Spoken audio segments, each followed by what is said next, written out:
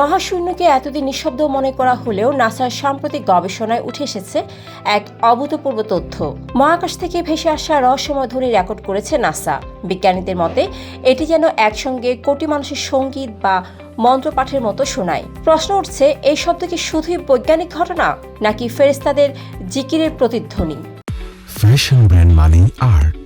নাসার listen to the universe এবং hour universe is not silent প্রকল্পে মহাকাশ থেকে আসা বৈজ্ঞানিক তথ্যকে সোনিফিকেশন পদ্ধতিতে শব্দে রূপান্তর করা হয়েছে।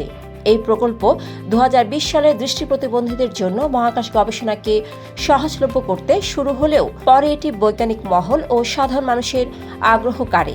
নাসার চন্দ্র এক্স-রে অবজারভেটরি রেকর্ড করা নতুন সোনিফিকেশনগুলো দেখায় মহাশূন্যে ছড়িয়ে থাকা নক্ষত্র ও কণার বিকিরণ থেকে শব্দের উৎপত্তি হয়। বিজ্ঞানীরা জানান, এই শব্দ ইলেকট্রোম্যাগনেটিক তরঙ্গ হিসেবে থাকে, যা বিশেষ পদ্ধতিতে শব্দে রূপান্তরিত হয়।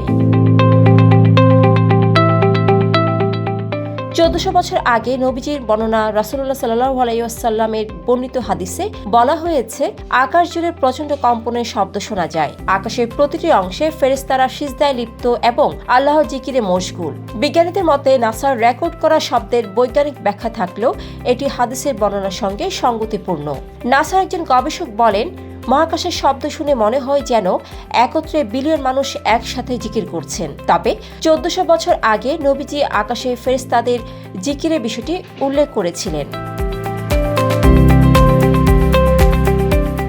নাসার গবেষণায় মহাকাশের শব্দকে নক্ষত্রের চুম্বক ক্ষেত্র বা মহাজাগতিক বিকিরণের ফল বলে উল্লেখ করা হয়েছে। তবে মুসলিম বিশ্বে এই গবেষণাকে নবীজির হাদিসের সত্যতার প্রমাণ হিসেবে দেখা হচ্ছে। শেষ পর্যন্ত এই শব্দের প্রকৃত উৎস ও রহস্য একমাত্র আল্লাহই জানেন। তবে নাসার এই গবেষণা বৈজ্ঞানিক দৃষ্টিকোণ থেকে যেমন গুরুত্বপূর্ণ, তেমনি বিশ্বাসের ক্ষেত্রে গভীর প্রভাব ফেলেছে।